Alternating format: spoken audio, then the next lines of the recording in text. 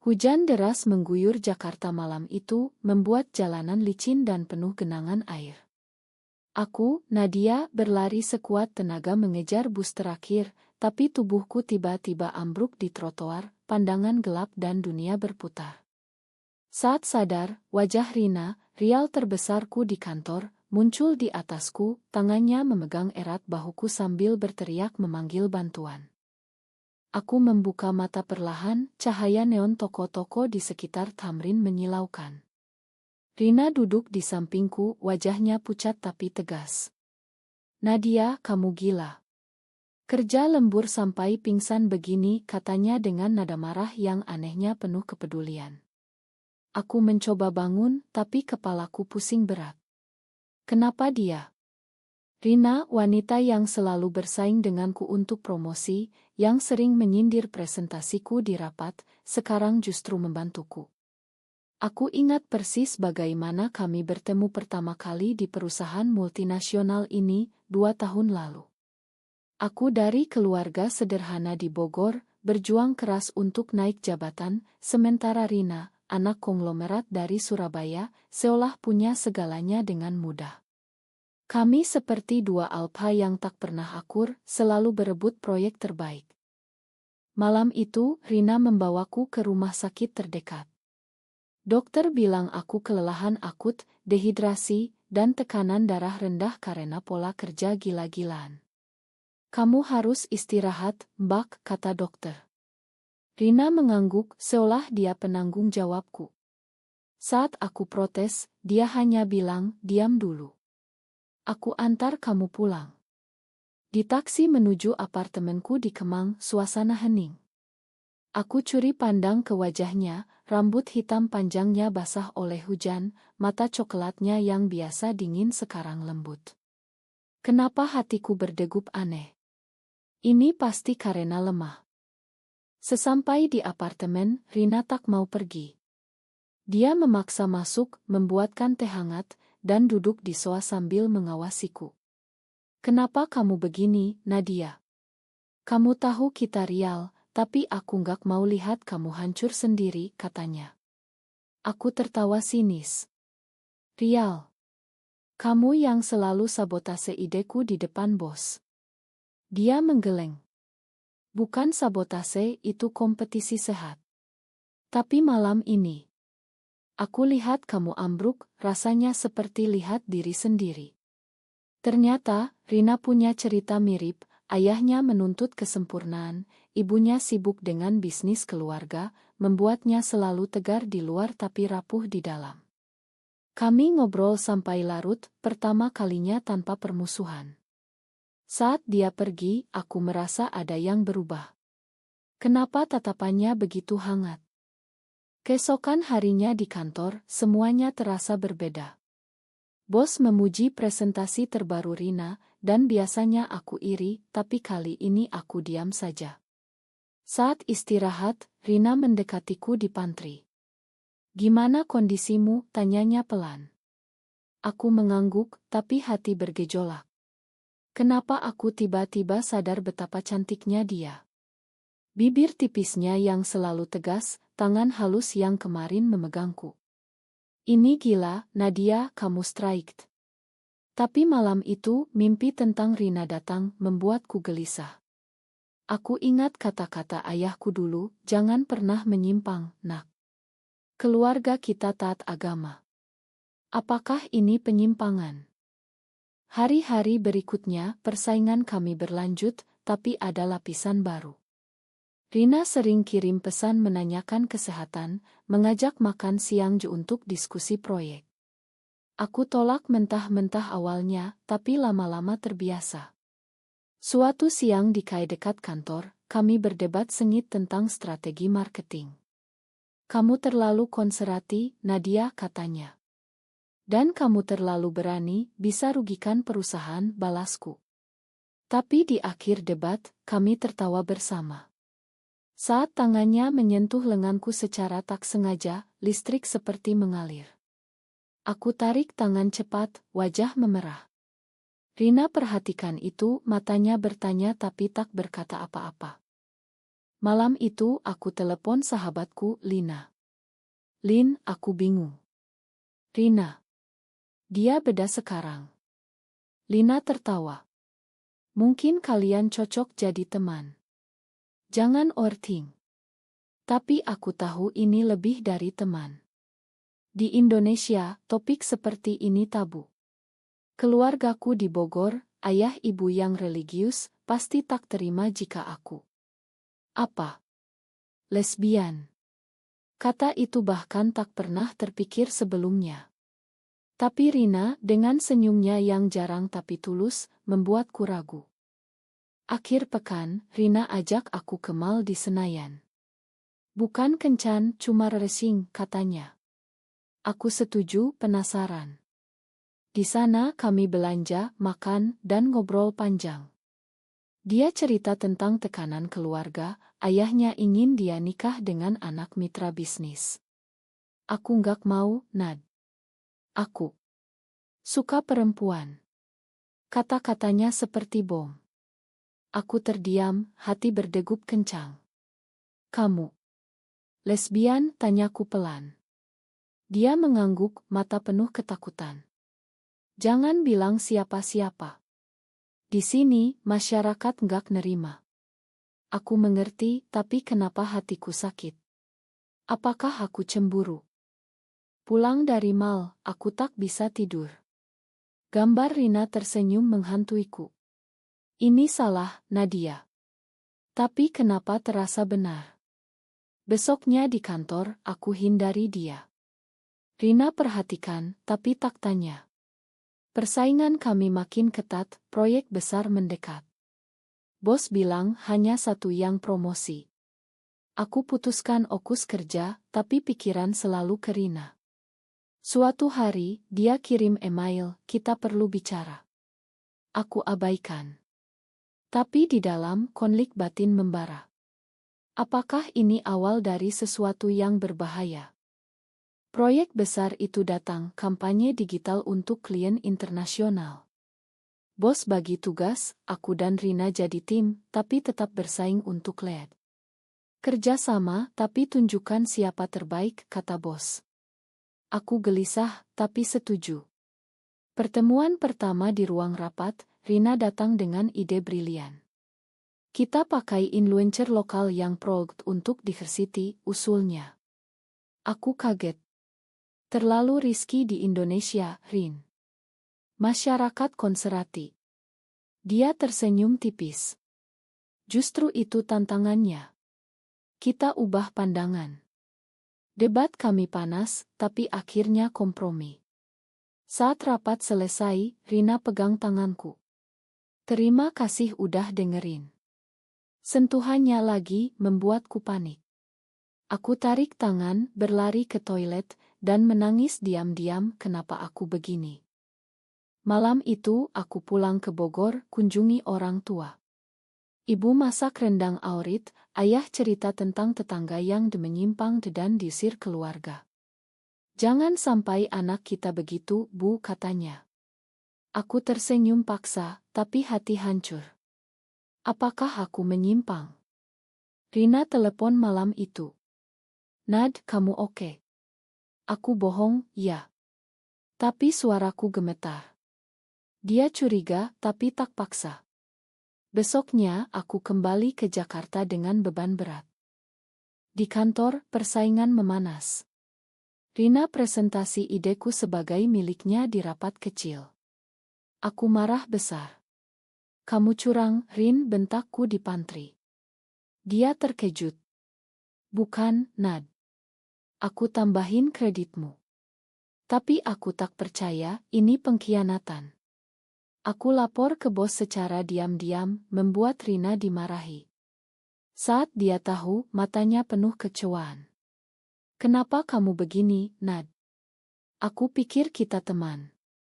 Aku diam, tapi malam itu rasa bersalah menyiksa. Apakah aku salah? Hubungan kami dingin. Rina hindari aku, fokus kerja sendiri. Proyek berjalan, tapi tim tegang.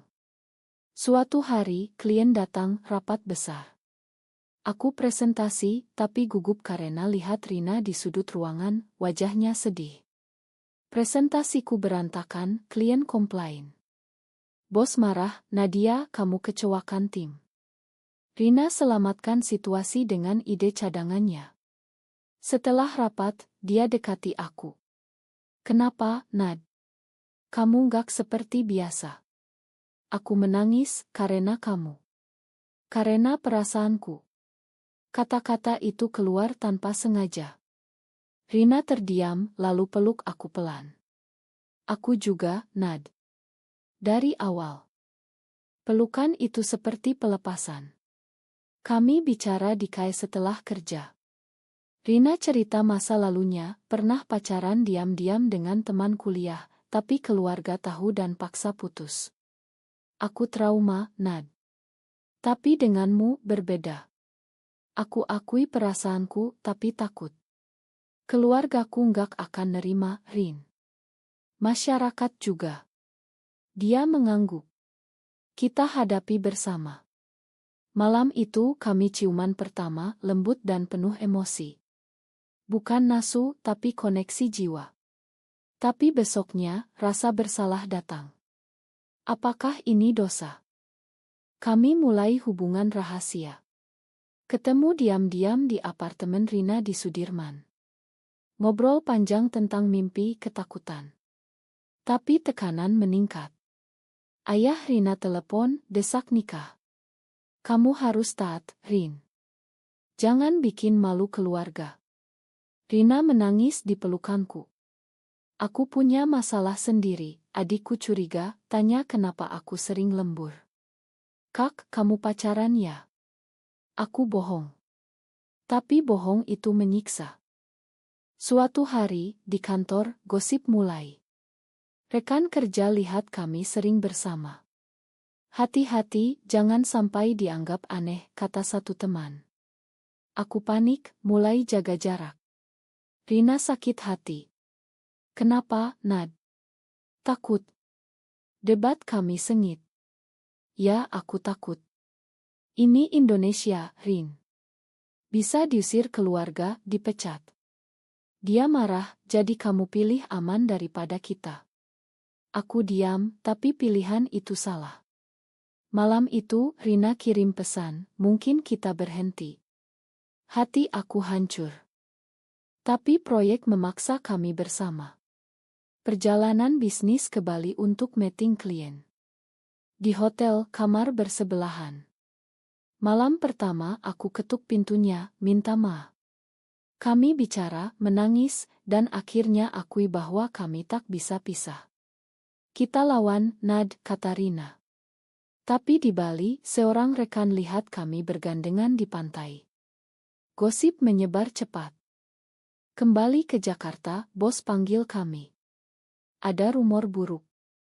Kalau benar, bisa rusak reputasi perusahaan. Kami bohong, tapi hati gelisah. Malam itu, ayahku telepon. Nak, ada yang bilang kamu deket sama perempuan aneh. Benar. Aku nangis, bohong lagi. Tapi bohong tak tahan lama. Rumor di kantor makin parah. Rekan kerja mulai bisik-bisik, lihat kami dengan tatapan aneh. Lesbi ya mereka, kata satu. Aku dengar, hati sakit. Rina lebih tegar, abaikan, Nad. Tapi aku tak bisa. Malam itu aku putuskan bicara dengan keluarga. Pulang ke Bogor, duduk dengan ayah ibu. Ada yang mau aku cerita, kataku gemetar. Ayah tegang. Apa, Nak? Aku cerita tentang Rina, perasaan kami. Ibu menangis, ayah marah besar. Kamu gila. Ini dosa besar. Keluar dari rumah. Aku diusir malam itu, hati hancur. Aku telepon Rina, menangis di jalan. Dia jemput aku, bawa ke apartemennya. Kita bersama sekarang, katanya. Tapi masalah baru datang. Ayah Rina tahu dari gosip bisnis. Dia datang ke Jakarta, marah di apartemen. Kamu bikin malu keluarga. Putus sekarang atau aku cabut semua dukungan. Rina tegar, "Pa, aku cinta Nadia." Ayahnya tampar dia, "Cinta sesama itu penyakit." Rina menangis, tapi tak mundur. Ayah pergi, ancam putus hubungan. Rina hancur, tapi peluk aku. "Kita pilih ini, Nad." Tapi sakitnya. Di kantor, bos pecat kami berdua. Rumor ini rusak image perusahaan. Ma, kami jobless sekarang, tekanan finansial datang. Aku cari kerja, tapi sulit karena gosip menyebar di industri. Rina jual barang mewahnya untuk biaya hidup. Ini pengorbanan, Nad. Tapi aku ragu apakah benar. Sahabatku Lina tahu, dukung kami. Kalian berani, Nad. Tapi masyarakat sekitar apartemen mulai curiga. Tetangga bisik, anak kecil ditarik saat lewat kami. Suatu hari, demo anti-LGBT di depan gedung membuat kami takut keluar. "Ini realita Indonesia, Rin," kataku. Dia mengangguk, "Tapi kita ubah dari kecil." Kami mulai aktivitas kecil, join komunitas LGBT online anonymously. Rina tulis blog tentang pengalaman, aku dukung. Tapi bahaya datang. Hacker retas akun Rina, sebar identitas. Ancaman datang, ia pesan, "Lesbi mati saja." Kami lapor polisi, tapi mereka acuh. "Ini urusan pribadi," kata mereka. Malam itu, Rina breakdown. "Nad, aku capek. Mungkin kita salah." Aku peluk dia, "Tidak, kita benar." Tapi di dalam, aku ragu. Apakah cinta ini layak semua pengorbanan? Keluarga hilang, kerja hilang, teman menjauh. Suatu hari, ayahku datang ke apartemen. "Nak, ayah pikir ulang. Pulanglah, tinggalkan ini." Aku tergoda lihat wajah ayah yang tua. Tapi Rina di samping, mata penuh harap. Aku pilih tinggal. "Ma, ya. Aku cinta Rina." Ayah pergi, menangis. Hati aku robek. Rina dapat tawaran kerja di Singapura, perusahaan liberal. "Kita pindah, Nad. Di sana lebih aman." Aku setuju, tapi ragu tinggalkan Indonesia. Packing barang, kami ingat momen awal, saat aku ambruk, Rina selamatkan. "Itu titik balik," kata Rina. Tapi sebelum pindah, drama terakhir. Adik Rina datang, dukung kami diam-diam, "Kak, jangan dengar papa." Tapi papa tahu, kirim preman ancam kami. Malam itu kami kabur ke hotel, takut. "Ini harga yang kita bayar, Nad," kata Rina. Akhirnya kami terbang ke Singapura. Di sana bebas, tapi rindu tanah air. Kami nikah simbolis di komunitas LGBT. Bahagia, tapi luka lama ada. "Apakah kita bahagia benar?" tanyaku. Rina jawab, "Ya, karena bersama." Tapi kembali ke Indonesia untuk libur, masalah lama muncul. Keluarga tolak jumpa. Masyarakat masih judgmental. Di Singapura, hidup baru dimulai. Rina kerja di perusahaan tech, aku dapat posisi marketing. Lingkungan lebih terbuka, kami bisa bergandengan di jalan tanpa takut. Tapi malam-malam, mimpi buruk datang. Ayah menangis, ibu sakit karena aku. Aku telepon ibu diam-diam, "Bu, Ma." Ibu jawab, "Kembali, Nak. Tinggalkan dia." Aku menangis, tapi tak bisa. Rina lihat perubahanku. "Nad, kamu ragu." Debat kami lagi. "Aku kangen keluarga, Rin. Apakah ini benar?" Dia marah, "Kamu pilih mereka atau aku?" Aku diam, tapi pilihan sulit. Suatu hari, aku beli tiket pulang sendirian. "Aku perlu waktu," kataku. Rina hancur, "Jangan tinggalkan aku, Nad." Aku pergi, hati berat. Kembali ke Bogor, keluarga sambut hangat. Ayah bilang, "Syukur kamu sadar." Tapi di dalam, aku rindu Rina. Malam itu pesan dari Rina, aku sakit tanpa kamu. Aku menangis, putuskan kembali. Tapi ayah tahu rencana kunci aku di rumah. Kamu gak boleh pergi. Drama keluarga memuncak.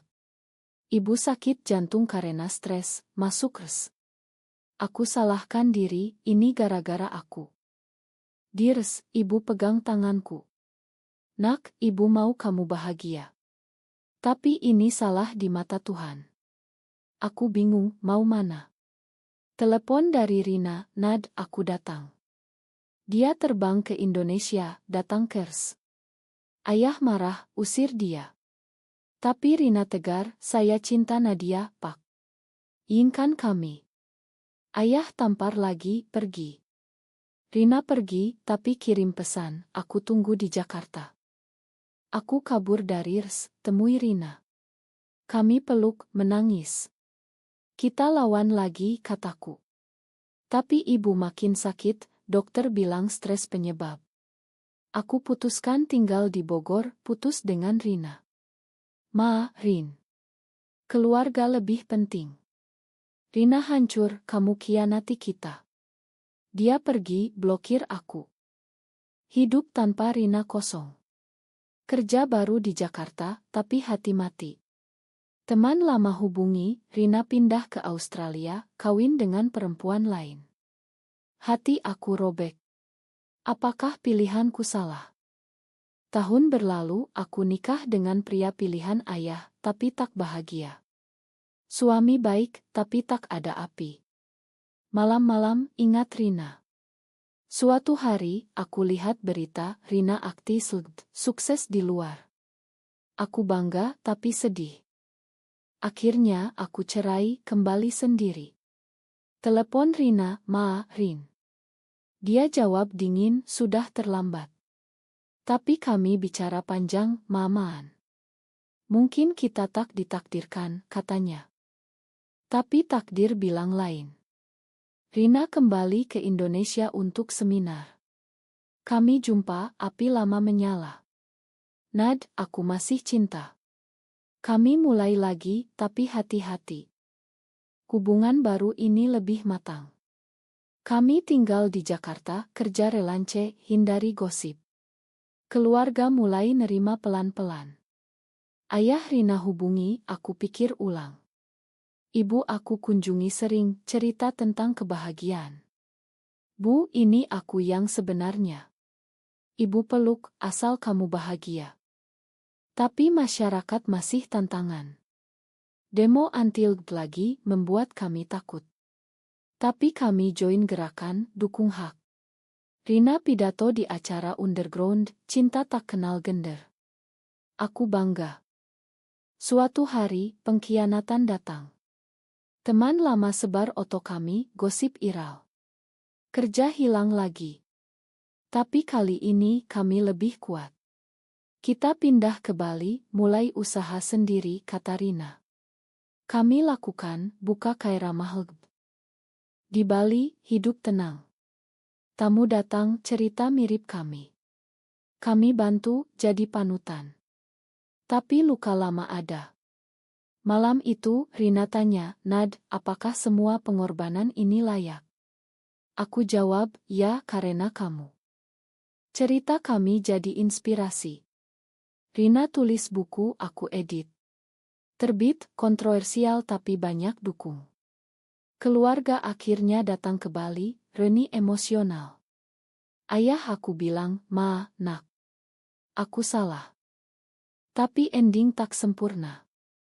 Tantangan terus datang, undang-undang anti-LGBT disulkan. Kami lawan, demo. Di demo, Rina terluka oleh polisi. Dirs, aku pegang tangannya. Kita menang, Nad. Dia sembuh, tapi bekas luka ada. Hidup berlanjut, penuh naik turun. Kami tua bersama, lihat perubahan masyarakat pelan-pelan. Lebih banyak penerimaan, tapi masih perjuangan. Apakah mencintai sesama jenis adalah dosa, atau justru bentuk keberanian menghadapi dunia yang tak adil?